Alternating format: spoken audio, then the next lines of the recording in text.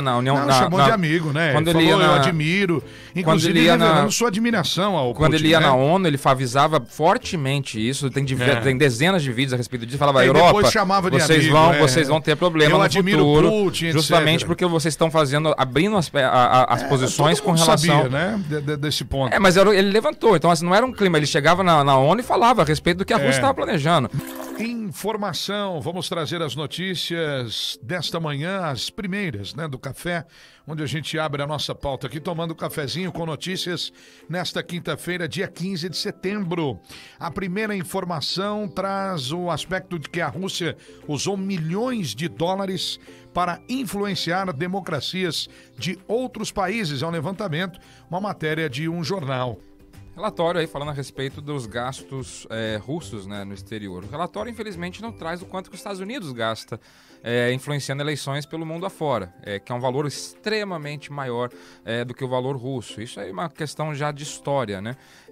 Haja visto até o nosso período militar no Brasil teve influência americana ali sendo colocada. Isso vem desde quando o período, a gente chama de excepcionalidade americana, né? É o termo técnico que se usa para isso. Quando os Estados Unidos chega e coloca dinheiro, muito dinheiro, em eleições pelo mundo afora, em diversos países.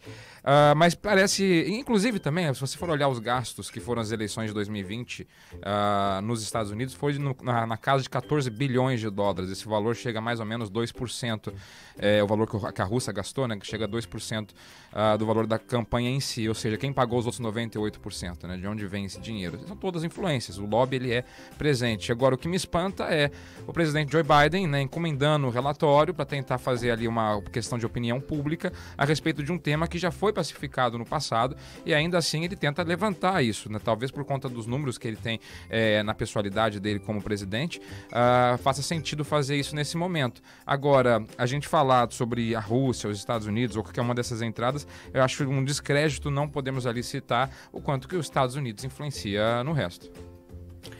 Na verdade, o relatório acabou se concentrando muito mais nas suspeitas que pairaram praticamente durante todo o mandato do ex-presidente Donald Trump, as eleições de 2016, não as eleições de 2020 especificamente, onde o ex-presidente Donald Trump não conseguiu trazer também as respostas que lhe foram propostas com relação a essa possibilidade, né, de ingerência russa, né? Eu lembro que muito se falava, né, o conluio com Moscou. Isso de fato não ficou claro e foi sim uma nuvem negra que acompanhou o Donald Trump durante praticamente todo o seu mandato. Mas uma coisa importante a gente se frisar, né?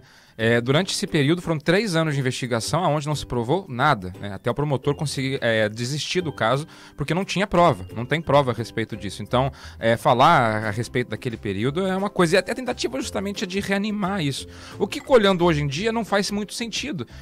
A Rússia ela tem influenciado o mundo afora, sim, desde a União Soviética eles influenciam o mundo afora. Até se for voltar em história da Idade Média, enfim, não vou entrar nisso. Mas o ponto é, eles influenciam. Agora, para qual lado? Porque a tentativa de mostrar naquele período de 2016 era de que era para o lado republicano, que era para aquele lado. Só que se você for olhar como é que viveu a Rússia durante aquele período, e principalmente por não ter conseguido fazer nenhuma ação bélica durante os 4 anos do governo Trump, fica uma coisa um tanto quanto estranha falar que foi para esse lado. Mas isso tudo, Arthur, é porque o Trump ele é comunista, ele tem uma veia comunista. Porque a pessoa que defende a Rússia e o Vladimir Putin, isso aqui é base do que os nossos ouvintes costumam dizer.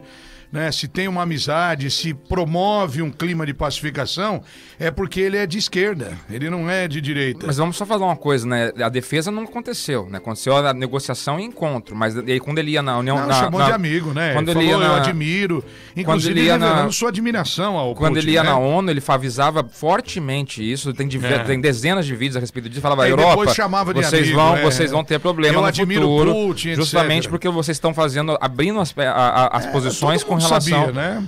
Desse ponto. Mas ele levantou, então assim, não era um clima, ele chegava na ONU e falava a respeito do que a Rússia estava planejando. Mas inclusive, mas nós verdade, temos só 25 segundos para voltar a debater então, depois. Eu só vou deixar uma frase de efeito, então. Para muitos, Putin e Trump foram separados no nascimento. A tentativa de vender essa imagem existe. Não é não. O Trump vendeu, chamou ele de amigo.